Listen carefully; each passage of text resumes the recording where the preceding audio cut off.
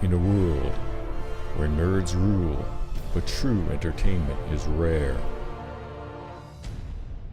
The Nerdy Entertainment Syndicate.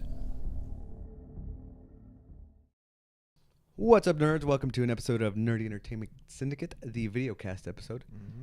We got Los here, Drew. Shooting straight from the Oasis, so this is our avatar. This is my avatar. Sorry, I didn't know how to make it better looking. But anyways, thank you guys if you watched our Week in Geek episodes, like solo episodes. It's been a couple weeks since we've been able to get together. Cool. And so we decided, to come up with, hey, we should just kind of put something up, a little quick 5-minute video, each of us talking about what we did for that week. And it works because it keeps you guys posted, and then it keeps us doing something. Keeps us busy, keeps us entertained, and on track of stuff that we've done. I was excited for mine, kind of talk about everything I did, the schmo down, and I was super excited about everything I talked about. We talked about how it's easy to riff off of each other. It's easy to hear someone else talk and respond to that person. But if you're looking at that camera by yourself, I don't even know how many takes I had to do, how many deletes. Really? I just did just the one. It's just like, here it is. No, what you saw, I was like, no, I said this wrong. So, but either way, I had fun doing it. It's fun. Yeah, putting together little videos. So things. We're back. We're just talking about. What do you want to get into? Movies. Well, we can combine our weeks in geek, what we've done over the last week or two since we've seen each other.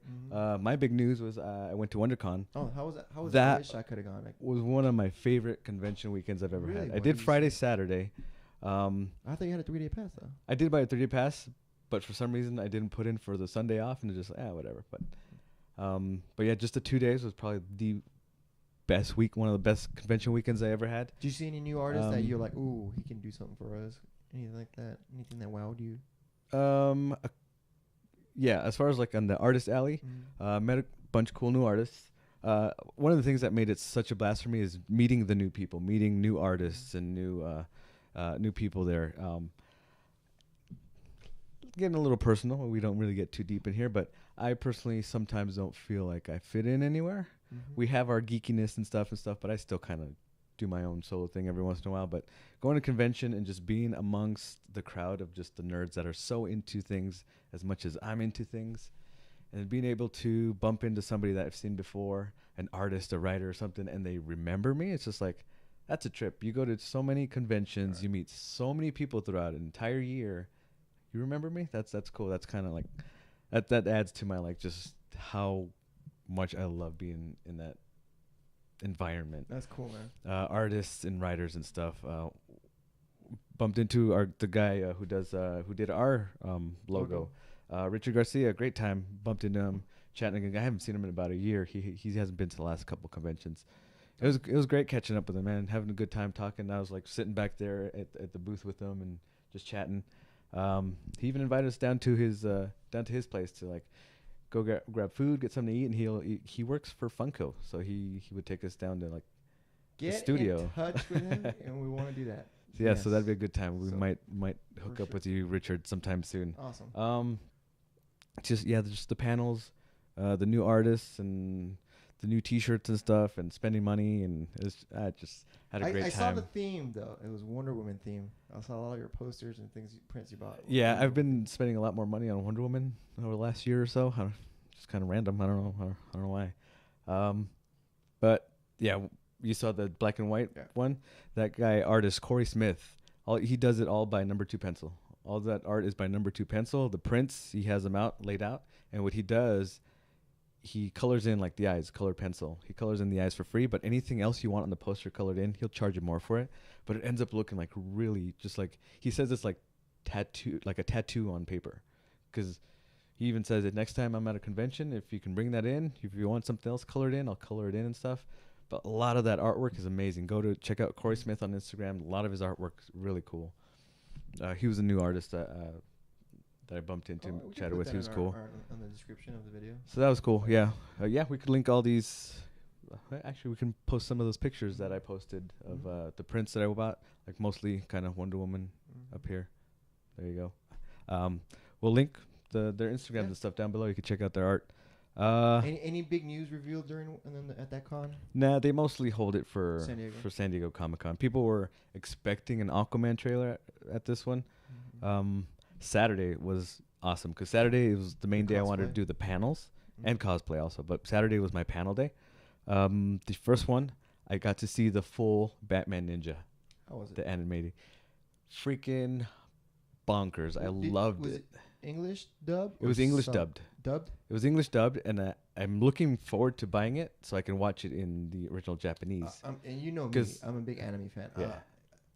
I have no problem with dub, but the Japanese, hearing a lot of their voices, just adds like little. Yeah, because the trailers that I saw were in Japanese. Yeah. And the Joker voice in adds a Japanese twist to was it. like, sounded fantastic. And the way it went along with the animation is mind blowing. It's Oh, absolutely beautiful. And I forget that voice actor's name, but his voice is in all other anime that I like. He's voiced in Bleach.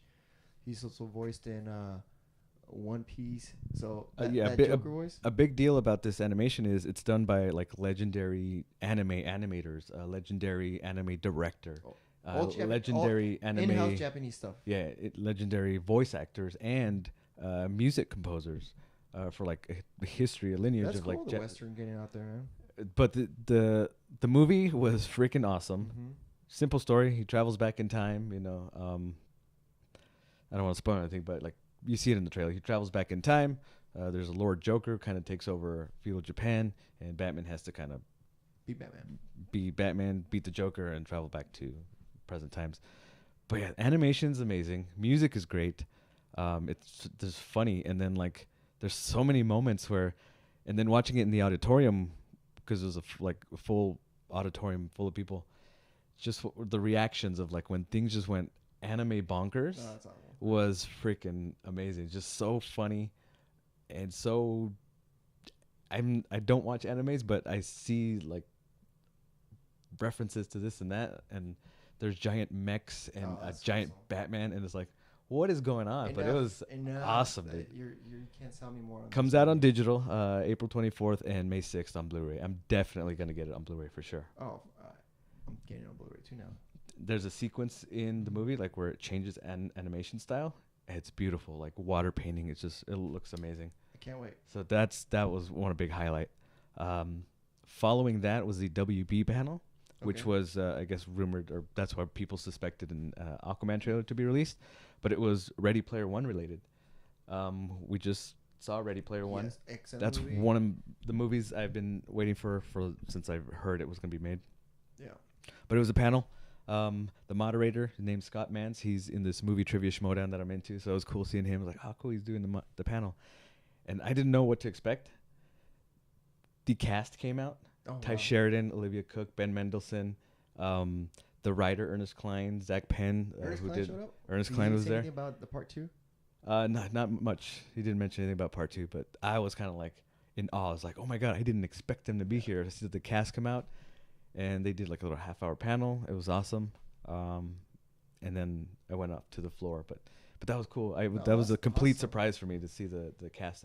That's what there. I always miss about San Diego. A lot of surprise guests that come in. You're like, oh, that's so and so. It was a surprise to me because I didn't really check out the schedule, but it wasn't it was scheduled. Because like 2 hours later, scrolling through feeds and stuff, I see Warner Brothers had the Ready Player One cast signing that I missed because I didn't check the schedule. Are you kidding me? Yeah, I was like, God. That's 2 already that you for not checking. But that was on me. But I still had like one of the most amazing weekends. The people I bumped into, taking pictures of cosplayers. There was this one dressed as Wonder Woman, and I go follow in. Like she walks in, I was like, excuse me, Wonder Woman, can I get a picture of you? And there's somebody that was on like these YouTube channels that I watch. I was like, oh my god, I know you. Can I get a quick picture? Got a picture. I was like, can I get a quick selfie? And I got a picture with her. It's like it was cool. Like just the people I bumped into. Mm-hmm. Yeah, it was such a blast. The cool thing about cons is it's such a friendly atmosphere. You know, you respect the cosplayers, and they're all there for the fans because they enjoy taking pictures with people. Stuff like that. It's just the fandom and the talent that these people have. It's like I've made a couple costumes. I have fun making the costumes more than wearing them. It's actually hard work wearing the costume throughout the entire day. Yeah. And like stopping and posing every so often. But props for them. It's fun. Yeah. It's fun though, but it's hard work. You have to build up stamina for that. Yeah. Bumped into people from work, nursing staff that I know and stuff like that. It was really cool. Amazing time. I had just had an absolute blast. That's cool. So good. All the artwork is like, God, I wish I had unlimited funds to just spend on all these posters and prints and artwork. It was amazing. I had one of the best times at a convention I ever had. Oh, that's cool, man. It was really fun. Yeah. I miss it. I gotta go next year. I was busy. It's gonna be busy 2 months, I guess, because of work, people. But hey, that's cool, man. I can't wait to go to the next one. Yeah. We got a lot of local ones here in LA. We're around the LA area. We got 2 in Long Beach. We got the LA Comic Con, WonderCon. What is it, the Renaissance? Not a Renaissance. Revolution, Comic Revolution. In locally here in Ontario at the convention center. That's next month. There's even horror related conventions. Yeah, I'm going to Monsterpalooza in a couple weeks, and I knew about this one called Midsummer Scream, but bumping into one of the guys, like the booth that I like buy merchandise from. You told me about Midsummer Scream, and they're gonna be there, and it's bigger and better than Monsterpalooza because it's like a lot of like modern stuff. So it's like I got my tickets for that. So I got a lot of stuff coming up planned. Cool. More concerts to go to that I mentioned in my Week in Geek. So I'm having a good time being done with school. Being done with school. Finally having the life. Finally having cash. A little extra clams. Dinero. Yeah. It's been a good time. A little bit of money. Yeah. We got some news rolling in a little bit. Yeah, so you actually sent me an Instagram post of this, and I had already saved it and bookmarked it. Yeah. It was awesome. Dan Slott, he's an artist for Marvel. He used to do Spider-Man, right? Yes. He did a lot of Spider-Man, Iron Man, and stuff like that. Nice. He posted a picture of the Fantastic Four, and I'm excited. They're coming back. For those of you who don't know, Marvel stopped pretty much not producing, but stop making stories with the Fantastic Four in the hopes that Fox doesn't get any boost for their movies, so that Fox doesn't make a Fantastic Four movie. Because if Fox doesn't use the Fantastic Four characters in a certain amount of year, it reverts back to Marvel. So they didn't want to give it any publicity, anything for it after that, the disaster that it was the Fantastic Four. That's pretty much why they kind of canceled the comics, wasn't it? That's the only reason. It was selling well. The bomb, the way the movie bombs. Yeah, so it was doing well. So I didn't think it was. I heard it wasn't doing well either in comic form. It was doing well. Good. So, but they're bringing back. So that's awesome. That's cool. Yeah, I sent you that. I was like, is this good news? But yeah, of course. All the Marvel zombies are loving that, and especially the Fantastic Four fans. But that's good news. I was talking, was it Gary at the shop, at the comic shop? He's super excited about that too. He said he loves the artist, her work too. That's doing the Fantastic Four, and it looks really cool. So I might read an issue or two, see if I can get into it. It's cool because a lot of times when the stories with the Fantastic Four, they play the long con. A lot of stuff they drop now. You think? Well, how long has it been gone for? Oh, 2 years? 2-3 years? 3 years, 2-3 years. Do you think they'll restart it, like kind of like origin story again? They might, because I know that's the big plan with Marvel right now. They were supposed to, after Civil War 2, they were supposed to do a reboot, like the DC version. Reboot the whole... Yeah, the whole franchise, everything, all of it.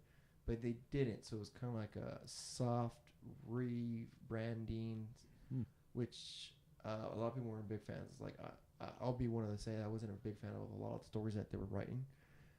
They acknowledge that they've changed house, or people at the top are changing seats and stuff like that. So they're trying new things. So they're gonna do reboots on a lot of stuff. And I probably imagine them doing a reboot with Fantastic Four, like origin story again.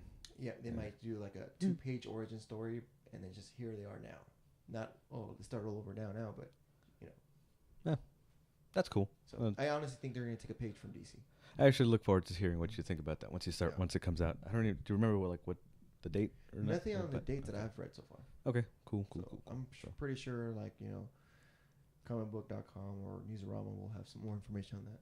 Yeah, more news as it comes out. We'll share that as well. You reading anything else or anything new? No, I haven't really finished reading. I finished reading the comic book number 6 for the White Knight.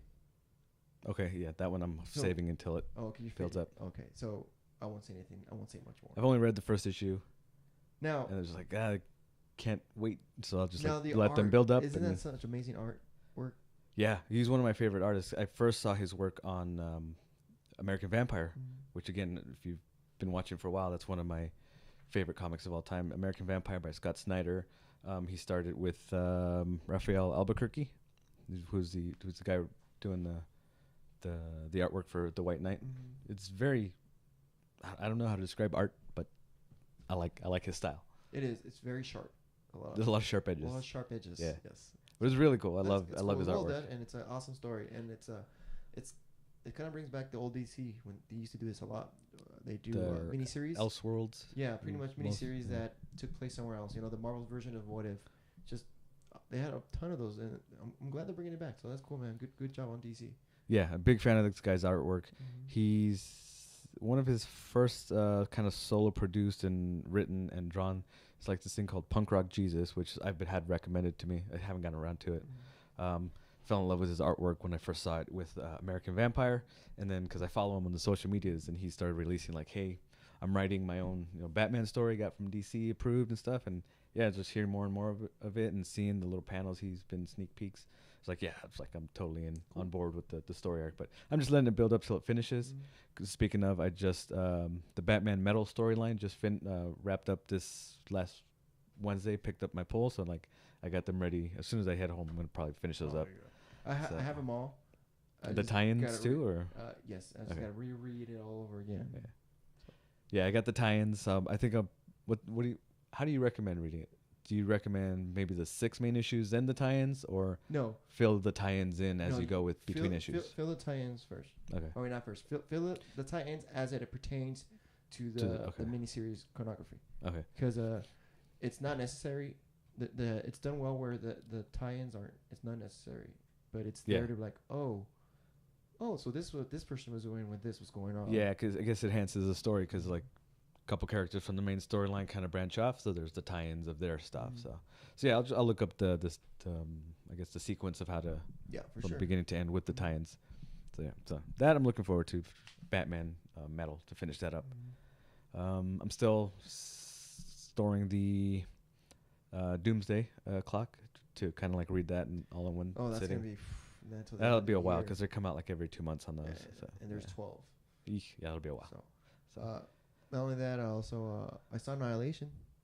Yes, I've seen that. Yeah, that was a movie I recommended a while back. I saw it twice already. It's a trip. It's great story, obviously based on a book.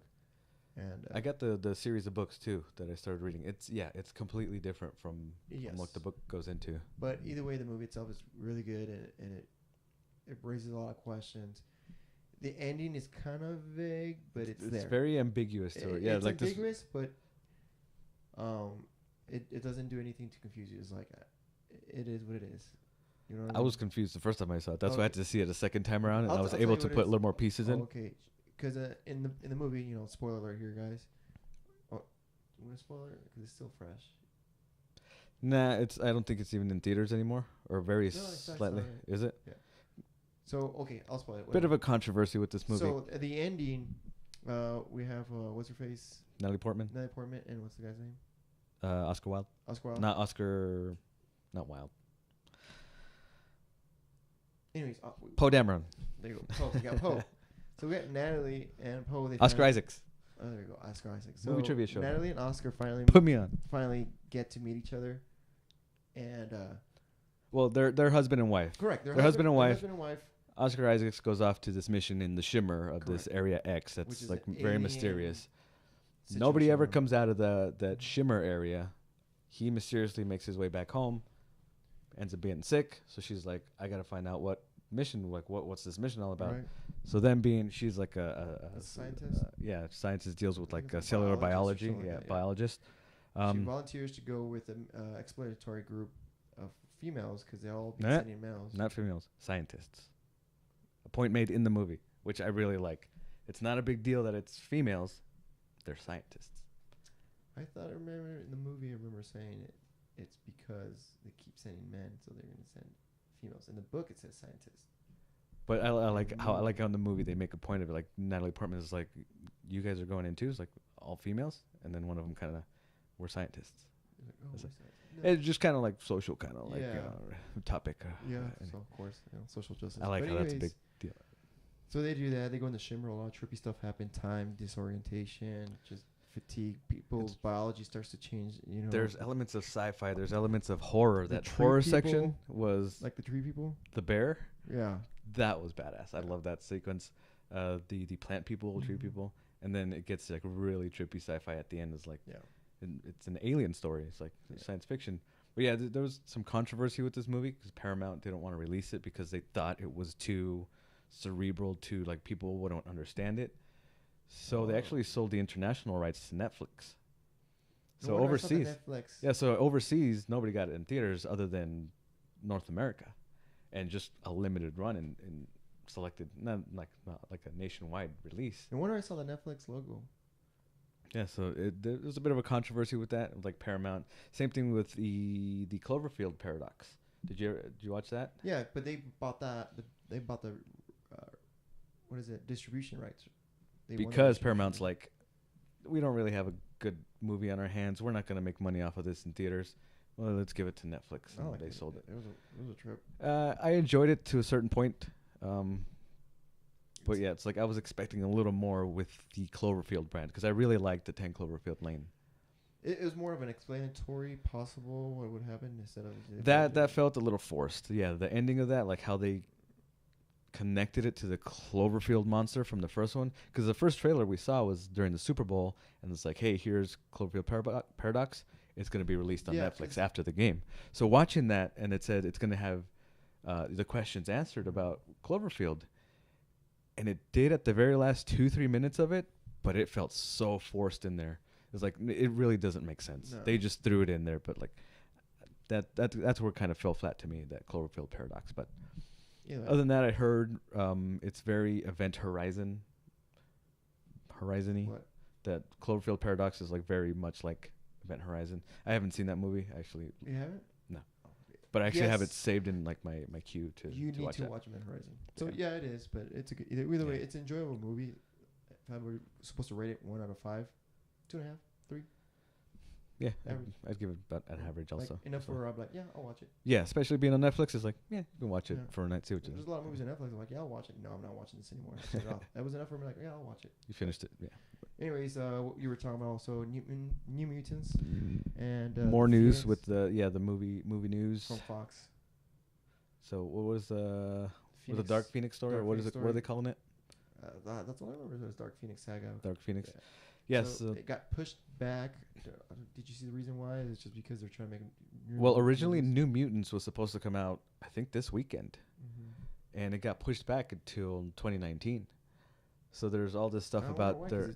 It looked good. It looked like it was supposed to be released this weekend. They were pretty much done with the movie, so it got pushed back to next year. So do reshoots or I think, from what I've heard, they want to add new character to it, and all this reshoots going along with adding the new character. It almost seems like they're filming a whole nother movie because it's coming out later next year. And then this week too, we got news that the Dark Phoenix saga got pushed back to next year also, I think August or so. But this was maybe 2 weeks ago that news came out. This week it got pushed back again, like another couple months. So same thing with that movie. That like almost seems like they're gonna refilm the whole entire movie. So who knows what's going on with the Fox and all that. I've never the biggest hit to me with the Fox movies have been just most recently Deadpool and probably Logan were the two like best out of like the Fox movie studios comic book movies. Cause I still like X-Men First Class. Well, yeah, okay. I left those out. So First Class and Days of Future Past. Days of Future Past. Those two great Fox movies. Meh. Apocalypse was to me it was a dud. Amazing. I was like, man. That was bad.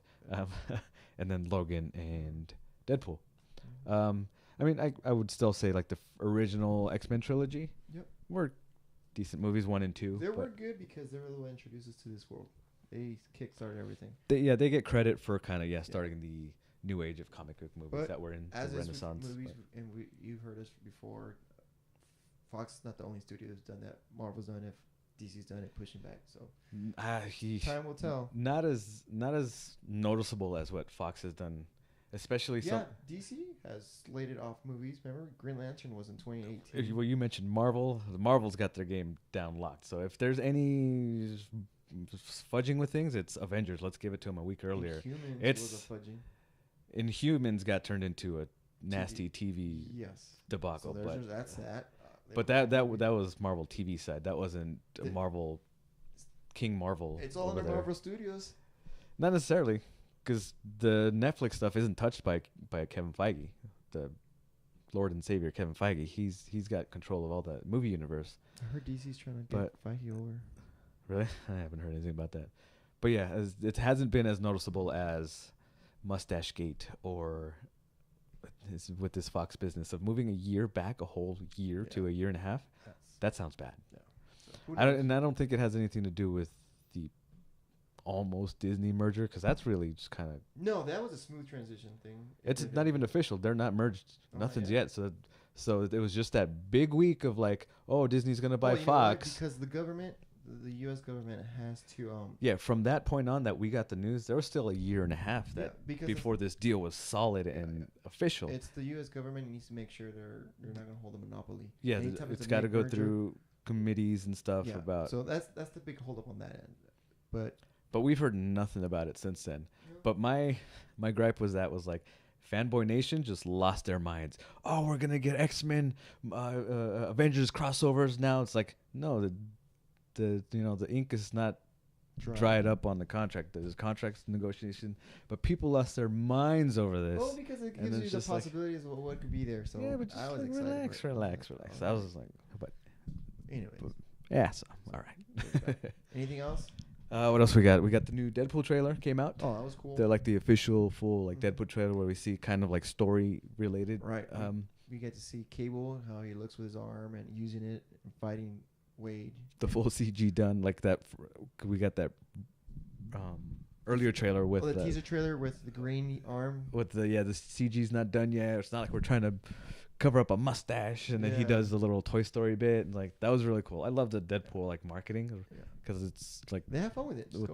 Like the whole breaking the fourth wall thing. It was cool because they tease the possibility of these characters that are from the new X-Men that's come out or Generation X, like Shatterstar. You're talking about the X-Force? Yes, X-Force, Shatterstar, but he's not in the X-Force. It's just okay. They're gonna put him in there, I guess. That's the guy with that white kind of like boxing helmet type.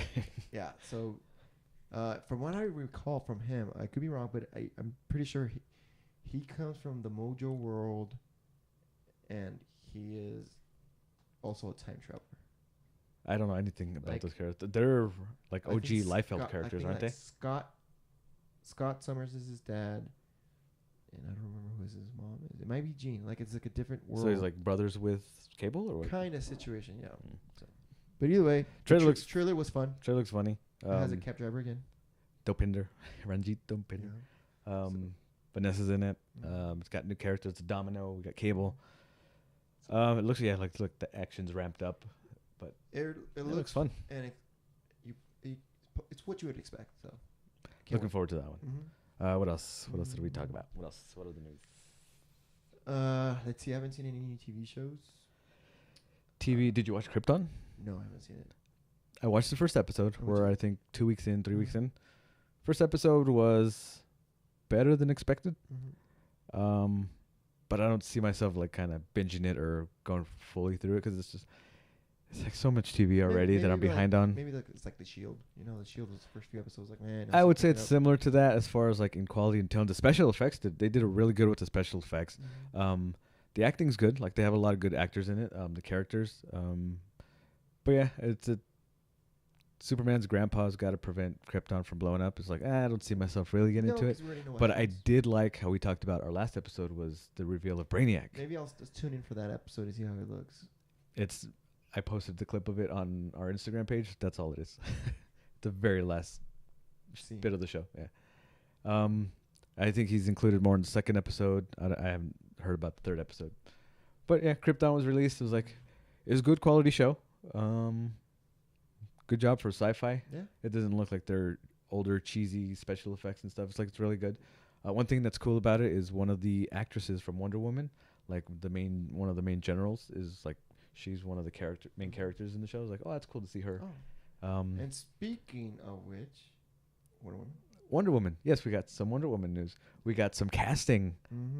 Kristen Wiig got cast as Cheetah. Which I'm like, that's pretty cool. I don't know. She's a good dramatic actress. I don't know if you've ever seen any of her non SNL comedy stuff.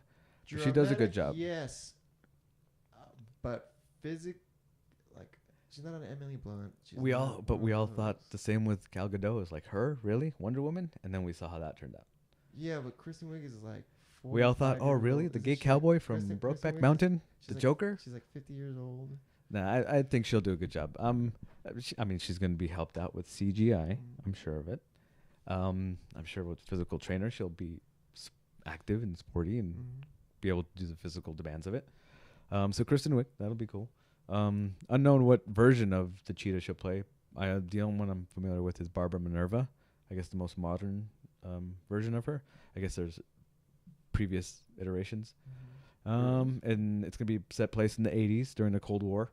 And we got news Pablo Pascal just got hired on as they say it's a key role.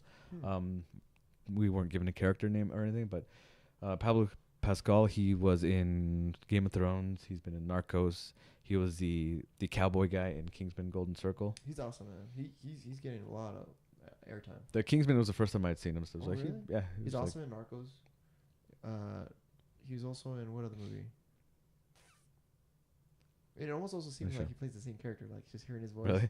Like sarcastic, smart, witty dude. So yeah, so we're getting bits and pieces of Wonder Woman 2 news. So that's coming down the pipeline. Cool. You mentioned the Shazam logo. Oh, that's right. So Shazam logo came out. Nothing big. I mean, that was actually drawn by the director, David Sandberg, kind of like as his pitch to like, hey, how about let me direct the movie? He actually drew that same image, and they just enhanced it with the CG. It's like, that's cool. Okay, we got a logo. Yeah. So it was just a logo. It was like, hey, here's Shazam. So they're still shooting. Oh, actually, speaking of that, Henry Cavill's manager tweeted out a photo in silhouette of like herself talking to some other guy in silhouette. If you zoom in, enhance, and brighten the picture, you could tell it's Henry Cavill. And they're kind of like, what are we doing here? What are we talking about? I promise you, it's going to be good. So it's like rumors going nuts about it'll be about the cameo of his cameo in Shazam, which has been rumored for like the longest time. So that's cool. So that little bit of DC tidbits. I can't wait till they give us a teaser trailer just so I can see what's going on. I'm really looking forward to Aquaman, so that should be coming soon. Comic-Con, like next month or something? July? A couple months. So we might get something then, because the movie comes out in December.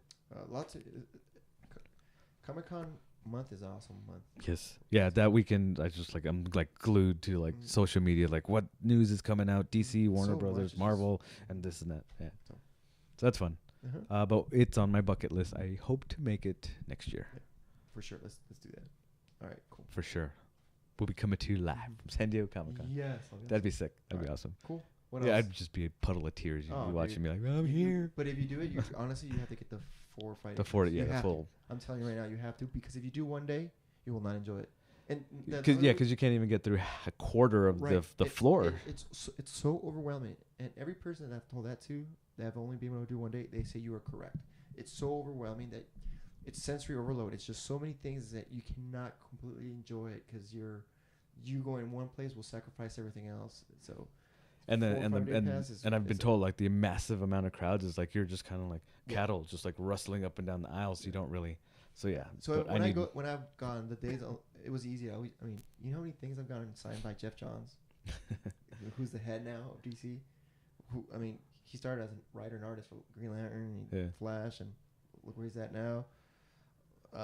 Mark Waid. There's a lot of people, Alex Ross. That's where all the big names go, San Diego Comic-Con. So it was easy to meet them at the time when I was going, but now, man, good luck. Also, I don't know if you know who Garth Edna is? He's going to 4-Color. Yeah. Yeah, Chris told me. He was like, bust out my preachers. So I'm excited.